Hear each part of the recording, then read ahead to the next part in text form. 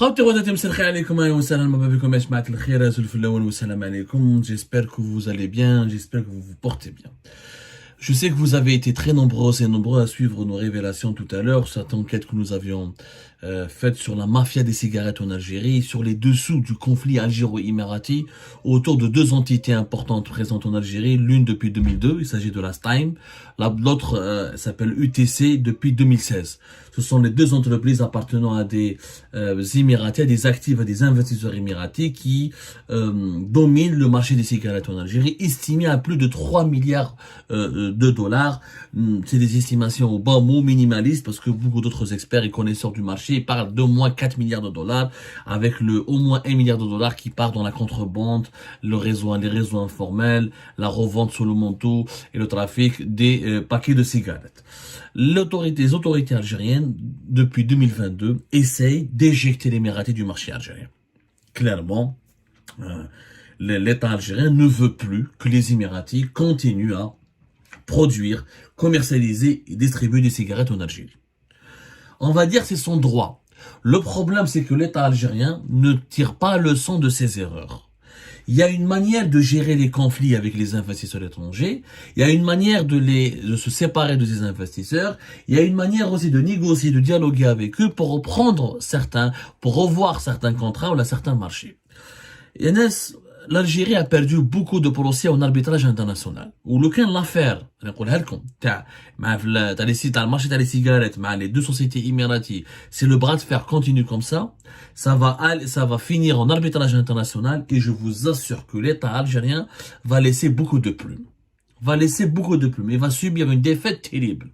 Le problème, l'État algérien ne conteste l'exclusivité qui est accordée aux Émiratis dans la production et la distribution et la commercialisation des cigarettes. Le problème, c'est que l'État algérien mélange entre plusieurs paramètres. Les Émiratis sont présents depuis 2002 à travers une société qui s'appelle la STIME.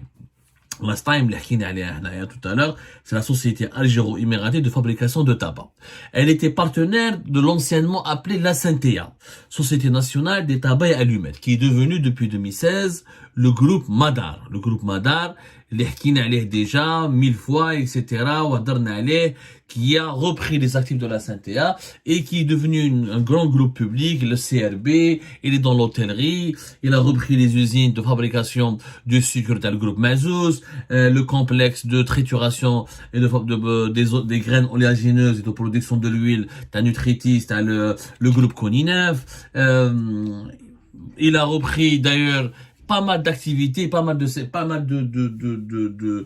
fonds et d'actifs qui appartenaient à d'anciens groupes privés qui ont été déchus, qui sont tombés, dont les patrons ont chuté dans le sillage de la chute de régime de Bouteflika. Sauf que, ce que le gouvernement algérien n'arrive pas à comprendre, c'est que les Émiratis, depuis 2005, ils ont un accord avec le géant mondial Philip Morris International pour l'exclusivité de la distribution des marques Marlboro et LM. C'est-à-dire que les Américains de Philippe International, qui est quand même un géant mondial, qui pèse plus d'une trentaine de milliards de dollars, ne veut absolument rien comprendre. Un contrat d'exclusivité. Et Philippe Maurice, il te dit, pour moi, ce sont les Émiratis j'autorise uniquement les Émiratis à distribuer et à commercialiser mes marques. Marlboro, LM, c'est quand même parmi les marques de cigarettes les plus connues dans le monde. C'est-à-dire que le marché aujourd'hui, ce ne sont pas les cigarettes purement algériennes qui marchent, ce sont aujourd'hui les grandes marques américaines qui sont commercialisées, bien sûr Marlboro entre autres, LM, qui marchent le plus et qui sont le plus demandés en Algérie comme à travers le monde. En 2005, ils ont obtenu d'abord l'exclusivité de la distribution. Ensuite, à partir de 2013, les Américains sont devenus actionnaires de la STIME. Ce que l'État algérien n'a pas compris, c'est que la STIME qui a été créée entre la SNTA et un fonds d'investissement émirati, le fonds d'investissement émirati à chaque fois le fonds AITA, voilà, le fonds AITA, A-I-T-A, au départ, le fonds AITA n'était pas, le fonds AITA Hada, il était purement émirati. On va dire qu'à voilà, fin septembre 2013, Philip Morris ont pris une participation, sont devenus actionnaires de ce fonds d'investissement émirati qui a lui-même lancé la STIME en Algérie. Et grâce à ce deal, le fonds d'investissement, il s'appelle Arab Investor TA, AITA. 49%, c'est devenu, ça appartient depuis 30 septembre 2013, 30% de ce fonds d'investissement émirati, 49% de son fonds d'investissement émirati est détenu par les Américains. Et les Américains et les Émiratis sont associés dans la production et la commercialisation des cigarettes à travers l'ensemble du Moyen-Orient et dans beaucoup de pays de l'Afrique subsaharienne. C'est les Américains qui ont voulu de cette association avec les Émiratis. Du coup, la STIME, depuis 2013, 25% de la STIME, c'est détenu directement par Philip Morris International. Philip Morris qui en a marre de l'Algérie, de ses problèmes, etc. Parce que depuis 2022, il y avait donc des redressements fiscaux, restrictions au niveau des importations, des nouvelles taxes, la matière première surtaxée, il les laisse pas l'importer. Donc parce qu'au départ, la STIME faisait que de la commercialisation. Ensuite, à partir de 2013 et 2014, elle a commencé à faire de la production. Voilà, on produit des cigarettes. Bon, les autorités algériennes reprochent à la partie émirati de ne pas ramener de ne pas rapporter de la valeur ajoutée à l'économie algérienne, comme quoi il n'y a pas assez d'exportation des cigarettes alors qu'il y a beaucoup d'importation des matières premières, que les Émiratis alimentent le trafic du marché informel, de la contrebande, des pratiques financières illicites, et grosso modo, le régime algérien accuse les deux entités de Émirati, Neoma la STIME et UTC, UTC qui a été créé ensuite en 2016, UTC United Tobago, comment ça s'appelle UTC, qui n'a déjà UTC, c'est l'entité qui est en charge de la commercialisation. C'est-à-dire la STIME produit et la UTC commercialise et distribue.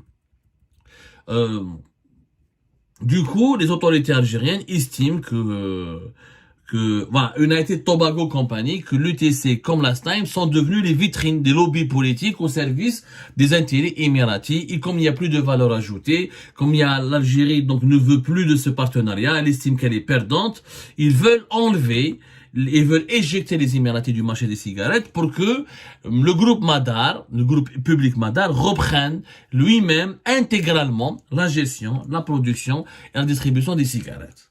Sauf que si l'Algérie fait ça, elle sera beaucoup perdante et elle va être poursuivie devant la Chambre internationale de commerce ou là devant un tribunal d'arbitrage international et elle va perdre. Pourquoi? Parce que la Madar n'a aucune exclusivité, n'a aucun accord avec Philip Morris, il n'a aucun avantage avec Philip Morris et il n'a pas les autorisations nécessaires. Madar peut reproduire la production des cigarettes algériennes. Oui, tu me diras, oui, il n'y a pas de problème.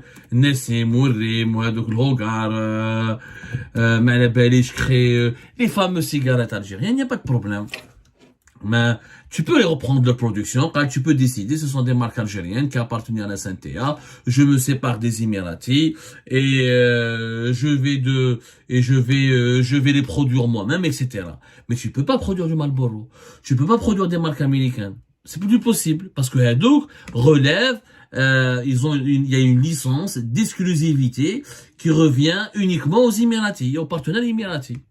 Donc, l'État algérien veut forcer la main. Il veut voler, il veut obliger, s'il veut obliger les Émiratis à quitter le pays et à céder leurs activités, ça va être interprété comme du vol, comme de la spoliation. Je dis bien comme du vol et de la spoliation. C'est pas autrement. Ça n'a pas un autre nom. T'as un investisseur étranger qui est venu, qui t'a ramené un grand groupe mondial qui s'appelle Philip Morris, qui lui a donné une exclusivité avec lequel les Émiratis, la STIME, les Américains sont devenus actionnaires. Et le fonds d'investissement qui est derrière la STIME, qui a lancé cette activité en Algérie depuis 2002, et lui-même associé avec les Américains, avec le groupe Philip Morris International. Donc, tu peux pas lui enlever cette activité.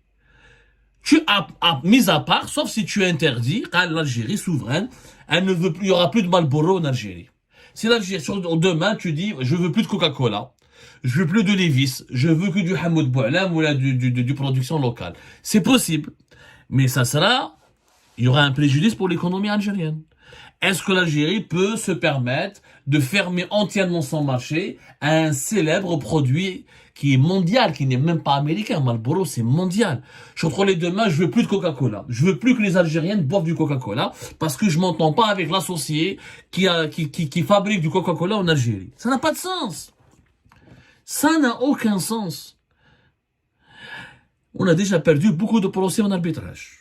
Je rappelle, Yannis, que durant l'année 2023, l'Algérie a perdu l'équivalent de plus de 400 millions de dollars d'amende qu'elle doit payer à des sociétés étrangères qui ont gagné des procès d'arbitrage international. C'est quoi l'arbitrage international? C'est quand une société étrangère liée, qui a des investissements dans un autre pays étranger, que ce soit avec des partenaires privés ou des partenaires étatiques locaux, quand avec la société étrangère se sent lésée par ce pays, qui a instrumentalisé la justice de ce pays, qui a abusé de ses connexions politiques avec l'État de ce pays pour la léser, pour lui prendre ses droits, pour lui prendre son argent ou là pour lui subtiliser ses biens, l'investisseur étranger, sa société étrangère peut saisir, peut enclencher une procédure d'arbitrage international au niveau des chambres de commerce internationales ou là au niveau il y a des instances spécialisées dans le domaine qui jugent et qui peuvent condamner, qui donnent ensuite des verdicts et où ils donnent droit, où ils donnent raison à l'investisseur étranger,